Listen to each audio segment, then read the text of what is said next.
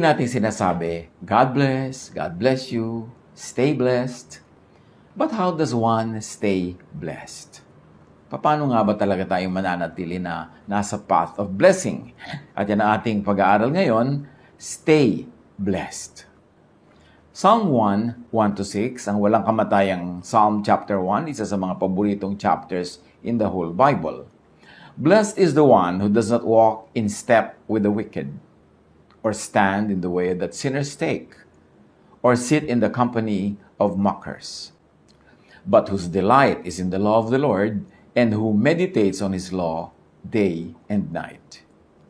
That person is like a tree planted by streams of water, which yields its fruit in season, and whose leaf does not wither. Whatever they do prospers. Not so the wicked. They are like chaff that the wind blows away. Therefore the wicked will not stand in the judgment, nor sinners in the assembly of the righteous. For the Lord watches over the way of the righteous, but the way of the wicked leads to destruction. Words pregnant with meaning, hitik na hitik, punong-puno ng mga karunungan, kaalaman, yan ang mga kagalingan pag nagbabasa ka ng mga sinaunang mga compositions, because it takes a lifetime para makaproduce ka ng mga latik ng karunungan. Napakaraming nyog na kailangang kudkurin, gatain at lutuin para makagawa ng konting latik.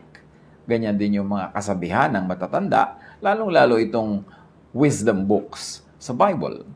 Isa-isahin natin at hanapan ng leksyon sa buhay natin itong Psalm chapter 1, bukod dun sa mga dati na nating nalaman at dating natanto.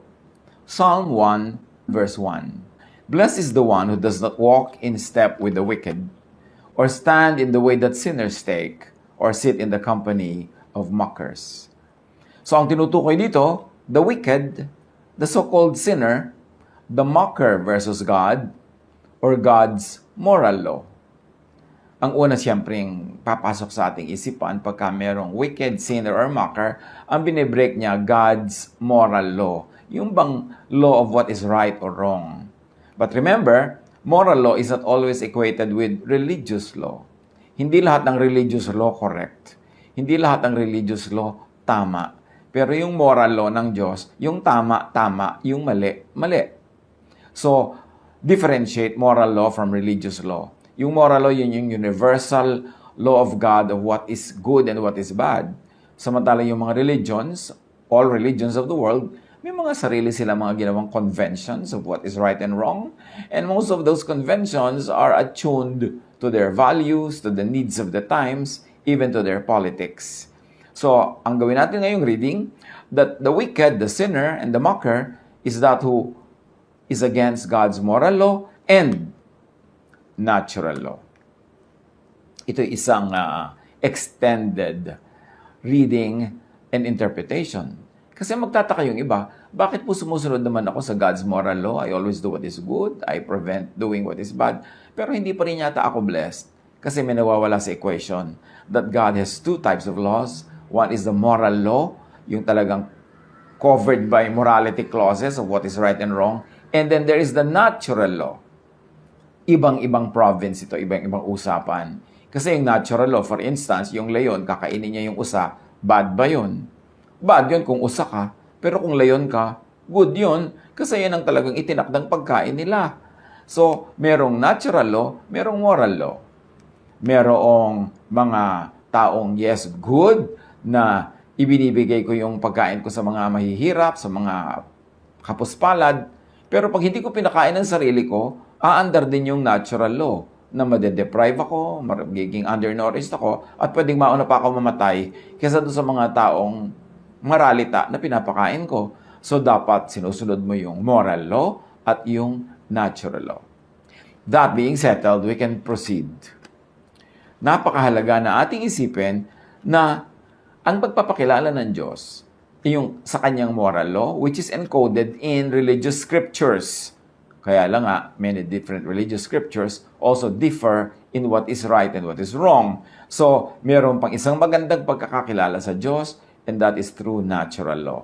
Dahil definitely, kung ang mga religious laws ay pwedeng pakialaman ng tao, pwede nilang i-edit o pwede nilang i-slant sa kanilang mga biases, nobody can slant natural law.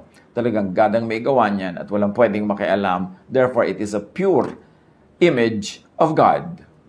Romans 1:20, for since the creation of the world, God's invisible qualities, His eternal power and divine nature had been clearly seen, being understood from what has been made, so that people are without excuse.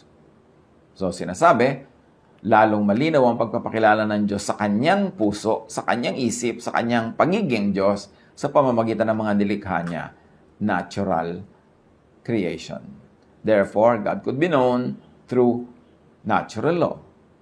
At kung i-apply natin ito sa Psalm chapter 1, verse 1, blessed is the one who does not break.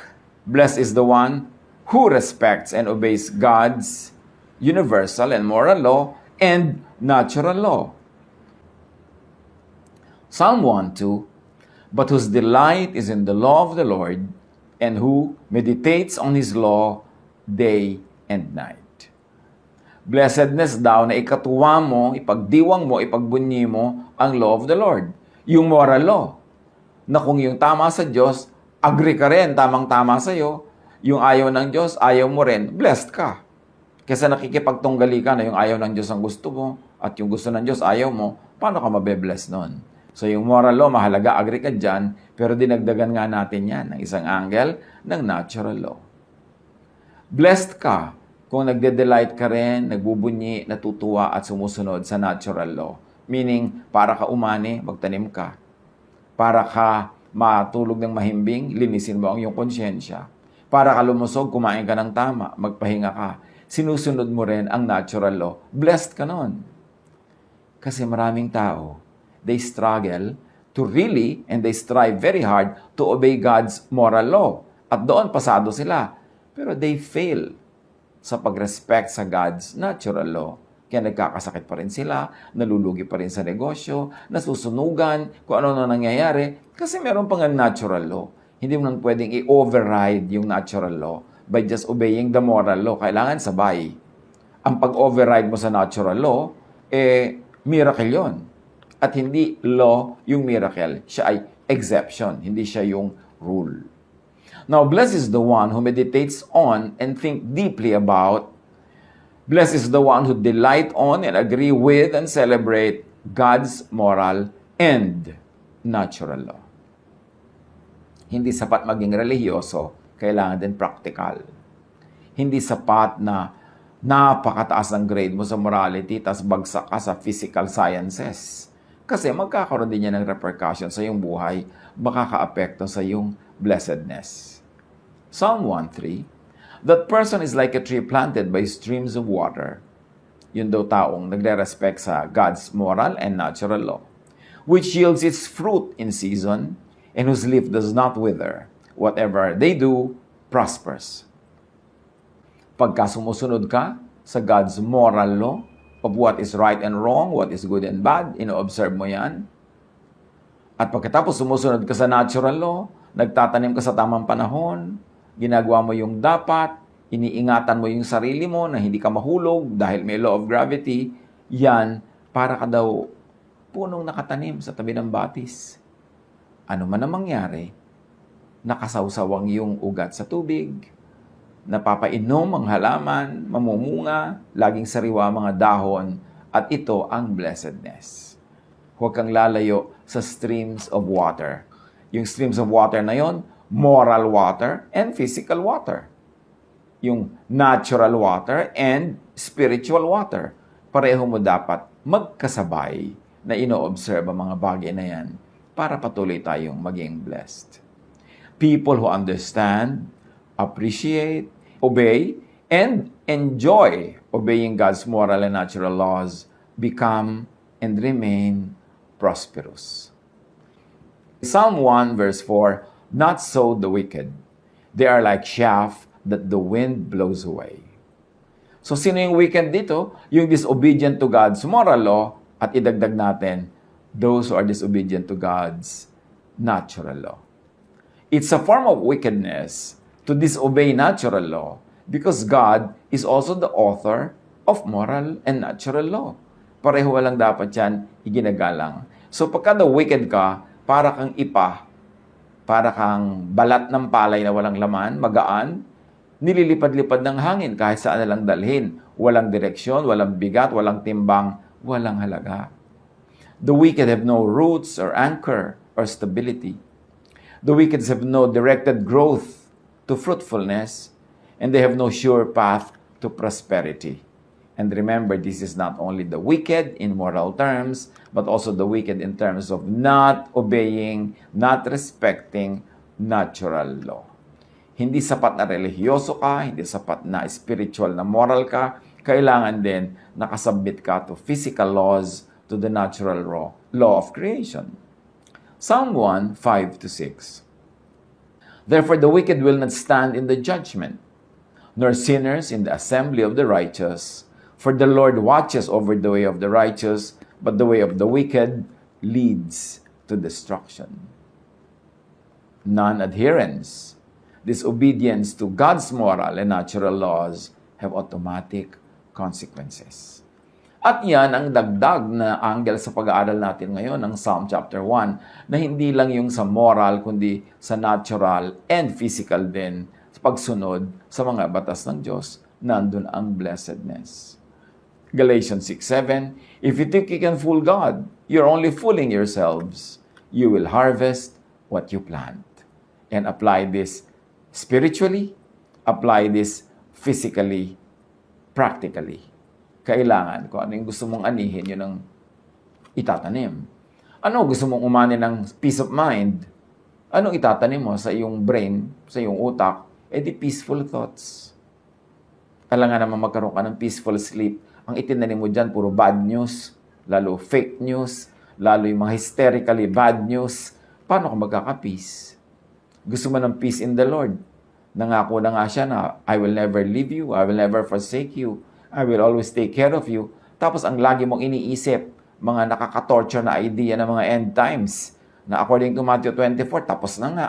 Pero gusto mo pang hindi pa tapos, gusto mo mangyayari pa lang, ninenervyos ka tuloy. So ang bunga ay gulo kasi ang tanim ay gulo.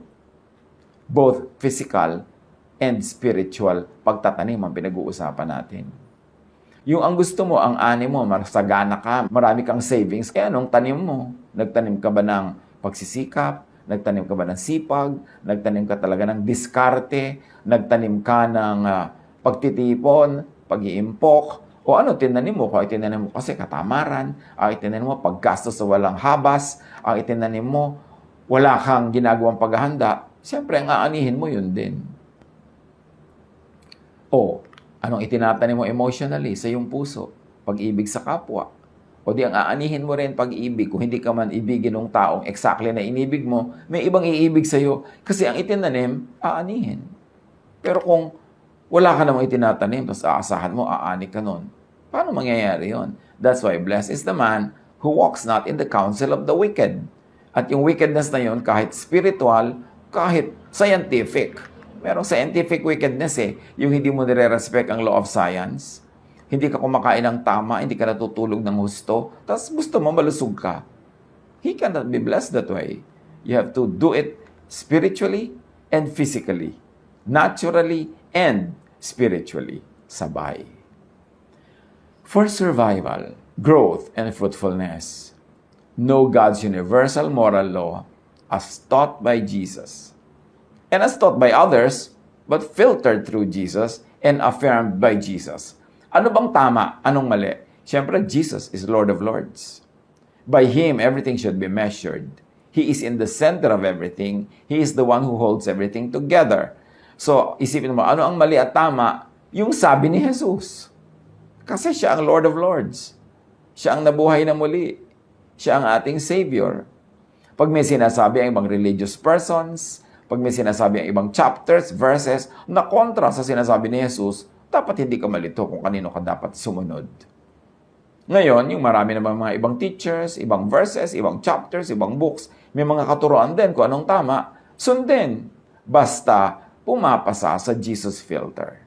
Basta nag-a-agree sa katuroan ni Jesus. Pag may disagreement, dapat alam mo kung kanino ka loyal, kay Jesus. Siya naman ang namatay para sa atin. Siya naman ang nabuhay na muli. Siya naman ngayon ang ating eternal friend and Savior. So, kanino ka dapat maging loyal? Wala dapat confusion. Marami rin naman mga teachings kahit ng mga ibang religions na pag pinadaan mo kay Jesus, pasado, o di pwedeng i-apply kasi dadaan sa Jesus filter. Pero marami rin ang mga Christian church teachings pag pinadaan mo talaga kay Jesus, maraming hindi papasa. Kasi malupit, kasi unkind, unloving. So, si Jesus pa rin ang dapat nating sundin kung gusto nating talagang mabless. Know and obey God's natural law as well. Huwag natin pagkontrahin yung God's spiritual laws at saka yung God's natural laws. Kasi God lang ang parehong author niyan. Siya lang mag-isa, wala nang iba, so kailangan nating sundin pareho. Keep space for occasional time and chance din naman. Hindi naman laging natural law na pag may ginawa kayo ng bunga, kung minsan ginawa mo, tapos na iba yung bunga o hindi na bunga, sabi yan sa Ecclesiastes 9:11-13, time and chance. Meron daw talagang kuminsan ay dinadat na ng alat sa buhay. I saw other things in this life that were not fair. The fastest runner does not always win the race. The strongest soldier does not always win the battle. Wise people don't always get the food. Smart people don't always get the wealth. Educated people don't always get the praise they deserve. When the time comes, bad things can happen to anyone. Sabi ng ibang verses, time and chance happens to all. At sabi ng iba pang mas direct na verses, sometimes people go through bad luck. Or bad luck can happen sometimes. So generally, know, appreciate, obey God's will expressed in Jesus-filtered moral law and natural law. Idinidiin natin yung Jesus-filtered kasi hindi lahat ng moral and religious laws pasado kay Jesus. Merong mga expired na dahil dumating na si Jesus. So, huwag na ipagpilitan yon. Meron naman mga luma pero pasado pa rin, loving pa rin, kind ng application, tuloy dapat yon. But remember, ito ang source ng kabiguan, ng frustration ng maraming relihiyoso. They are very religious. They are very fastidious and strict in obeying moral laws, pero pinapabayaan nila ang pagsunod sa natural law. Hindi nila ginagawa yung practical. Hindi ginagawa yung dapat na hinihingi ng kalikasan. So, natatalo sila in that aspect. Kahit anong dasal ang gawin mo para ka pumasa sa isang exam, kung hindi mo ginawa yung natural law, hindi mo sinunod na nag-aral ka, tapos tinandaan mo talaga yung pinag-aralan mo, tapos hindi ka nagpahinga before the exam, kaya yung katawan mo wala sa kondisyon, kahit magdasal ka na magdasal, hindi yun automatic napapasa ka. Ngayon, kung pumasa ka dahil sa dasal, miracle. Pero ba't ka naman aasa sa miracle? Bihira mangyari yon, tsaka hindi mo alam kung kailan yun magte-take effect. So, gawin mo yung mas madali, yung mas natural, yung mas under your control, obey natural law. You want to be blessed? Be morally upright. And also be upright in terms of respecting natural law. Be planted where it is practical that you would and that you could expect that you would bear fruits. Hindi itatanim ang sarili mo sa isang very barren land as dasal ka ng dasal na maging fruitful ka. Pwede mangyari yan, pero miracle nga yun. And don't always expect a miracle to happen because it's exemption to the rule, not the rule. Obey natural law. Be blessed. Stay blessed. Hanapan ng mga personal application nito sa buhay na pang-araw-araw. God bless us all.